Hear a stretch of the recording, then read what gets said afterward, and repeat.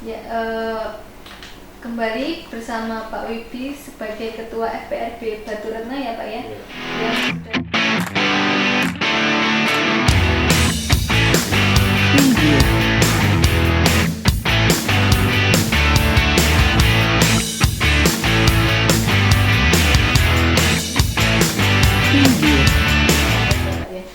Yang ini pada khususnya bagaimana ya Pak ya penanganan kasus COVID-19 yang biasa dilakukan oleh FPRB Batu Retna itu yang bagaimana Pak itu Pak? Bisa diceritakan? Ya. Oke, sebelumnya untuk menindaklanjuti apa yang disampaikan Pak Luas sebagai Ketua Satgas Kelurahan ya tidak terpotong bahwa memang di Batu Retna ini untuk tingkat kasus COVID ini sebenarnya cukup kompleks. Ya. Kami kebetulan saya Ketua FPRB mendapat amanah untuk di tim dukungan relawan, juga perlu kami jelaskan bahwa ada rule yang harus dipenuhi ketika kami akan melaksanakan respon. Jadi ada beberapa respon itu alurnya seperti yang dijelaskan Pak Ketua Satgas. Ketika ada warga yang terpapar baik OTG atau bergejala dan tidak bergejala ataupun bergejala yang sudah melaporkan melalui Pak RT ataupun Pak Duko, nanti akan sampai ke Pak Ketua Satgas, kemudian ditindaklanjuti ke kami punya grup yang dimonitor oleh tim relawan. Itu nanti kami akan menentukan langkah apa yang perlu dilakukan. Jadi ketika memang sekarang ada beberapa aturan yang harus dipenuhi, tidak semua harus dilaksanakan apa yang dinamakan spraying untuk disinfektan dalam arti untuk sterilisasi area zona merah. Bahwa untuk spraying ini dilakukan ketika pasien ini sudah mendapat perawatan atau sudah dijemput oleh PSC baik ke Miten sebagai shelter ataupun ke rumah sakit lapangan yang ada di Bambang Lipuro ataupun kalau memang bergejala berat di rumah sakit Panembahan Senopati. Itu menjadi monitoring kita. Kalau ketika itu sudah dipenuhi, rumah itu kosong, yang pertama kita koordinasikan untuk melakukan spraying. Jadi tidak serta-merta setiap kasus bisa meminta spraying. Jadi tidak disarankan ketika di dalam rumah itu masih ada anggota keluarga, baik itu kontak erat yang sudah bergejala ataupun tanpa gejala, itu masih di dalam rumah, itu dimintakan spraying. Ini yang masih menjadi kadang polemik di masyarakat. Ketika terjadi kasus terkonfirm pasti kebingungan, panik, meminta ke Pak Satgas untuk segera dilaksanakan spraying. Itu padahal tidak diperkenankan. Jadi spraying itu dilaksanakan ketika rumah itu kondisi kosong, karena spraying ini juga berbahaya untuk manusia. Ketika itu kan aturannya, ketika memang di dalam rumah itu ada yang masih isolasi mandiri harus keluar. Setelah 30 menit baru diperkenankan masuk. Itu aturannya. Selama ini warga masih bingung. Jadi itu yang nanti mungkin bisa dipahamkan ke warga masyarakat. Yang pertama, ketika terjadi memang ada warga terkonfirmasi, jangan sampai panik. Ya, konsultasi ke Pak RT tidak mampu, ke Pak Duko nggak mampu, ke Pak Ketua Satgas akan menjadi bahasan di grup COVID Kelurahan, yang itu nanti akan diarahkan sedemikian rupa bahwa tugas kami kan win-win solution, baik pasien ataupun warga masyarakat kita kondisikan sebaik mungkin. Pasien juga tidak merasa terancam, terdiskriminasi, terlindungi. Jadi kemudian warga masyarakat juga tidak resah dengan adanya tetangga yang terkonfirm. Itu yang perlu dipahami. Seperti itu.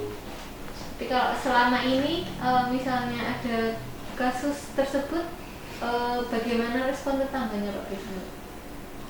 Jadi seperti yang saya sampaikan, di Batu Retna itu kompleks. Ada yang dusun itu tenang.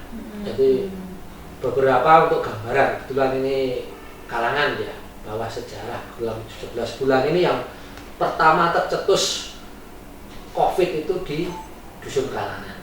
Ya, itu sampai sekarang bahwa kita bicara by data bukan jari ini, ya.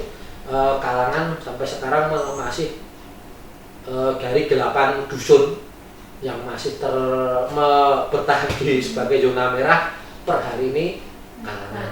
Ya, selama ini kita pantau, kita monitor, ada yang ketika terkonfirmasi ada yang tenang, ada yang beberapa kampung, karena kalangan terdiri dari beberapa kampung itu seperti tadi saya sampaikan panik, padahal anggota keluarga yang terpapar masih dalam rumah meminta kami untuk melakukan spraying, dan kami melakukan kegiatan itu dengan protokol yang ketat, tidak serta-merta permintaan seseorang, bahkan kami melakukan itu dengan dari aturan negara, dari kabupaten ataupun DIY. Terus ini kan di Baturno kemarin itu kan tercatat ada beberapa yang meninggal, kasus meninggal ya Pak ya. Itu dari FPRB atau dari gugus tugas COVID sendiri itu bagaimana penanganan? Misalnya ada yang meninggal atau jenazah tersebut tadi itu Pak? Ya. Jadi untuk jenazah itu perlu kami sampaikan, ketika ada istilah infeksius ataupun terkonfirm, itu yang menentukan adalah medis. Jadi Satgas Kalurahan itu melaksanakan respon berdasar perintah dari medis turun ke Satgas provinsi, nanti provinsi ke kabupaten. Kemudian kalau memang itu berdasar tim medis infeksius, infeksi itu belum tentu terjangkit COVID. Jadi nama infeksius itu infeksi, dikhawatirkan terinfeksi penyakit yang menular.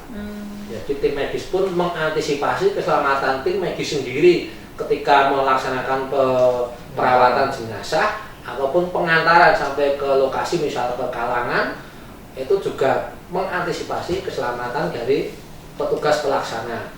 Ketika dilaksanakan infeksius ini yang beberapa terjadi miskomunikasi, ketakutan bahwa ini di-COVID-kan, tidak ada bahasa peng-COVID-an.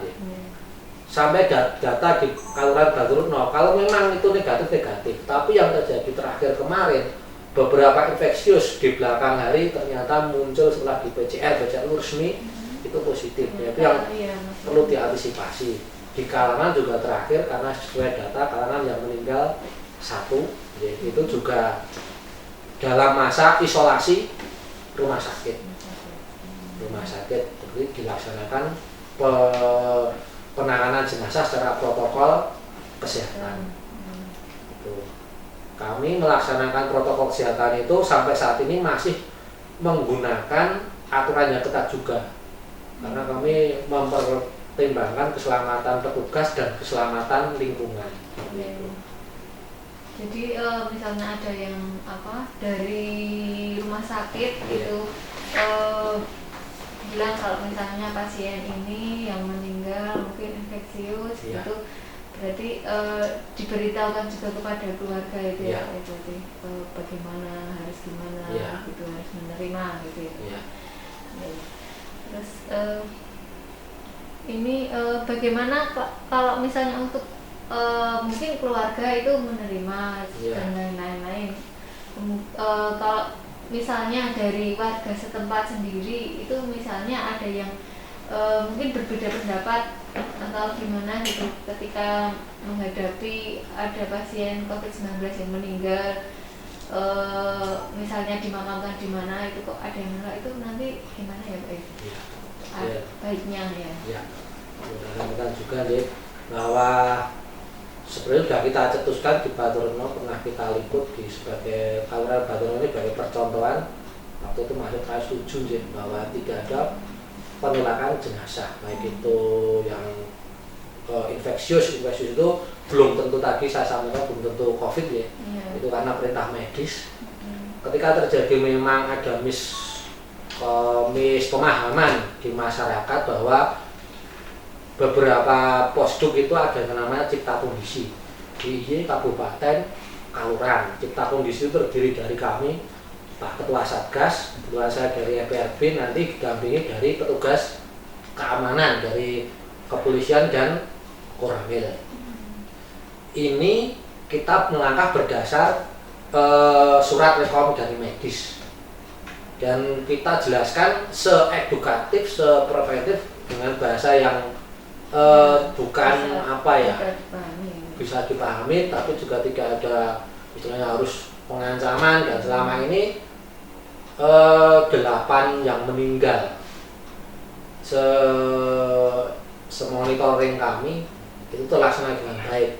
Memang ada yang tadinya masih keberatan, tapi mulai sekarang di Kelurahan Baturno itu rule-nya atau aturan pemakaman bahwa ketika kita respon harus ada persetujuan dari keluarga yang nanti bertanggal materai disaksikan dari Pak RT dan Pak Dukuh ini mewakili warga, bahwa warga pun sudah menerima seperti itu. Ketika itu terpenuhi baru kita respon seperti itu. Yang terakhir mungkin kesan-kesan misalnya dari pengalaman yang berharga yang bisa dipetik dari selama ini menangani COVID-19 di Baturno. Ya, yang perlu saya tekankan ya, ini perlu nanti karena pelaksanaan penanganan COVID ini akan melibatkan seluruh warga masyarakat. Sehingga dengan kata lain kita semua adalah relawan. Relawan itu menjaga diri sendiri, juga menjaga keluarganya, menjaga lingkungannya. Jadi intinya kita harus bangkit semangat bersama-sama. Tidak ada menjaga dari kelurahan, dusun ataupun RT. Jadi semua menjadi relawan. Itu yang perlu kita bangkitkan bersama. Itu nanti insya Allah kalau memang itu bisa berjalan, saya yakin COVID khususnya di Kelurahan Baturno, lingkupnya Kalangan, dusun itu nanti akan mereda dan harapan kita bersama hilang seperti itu.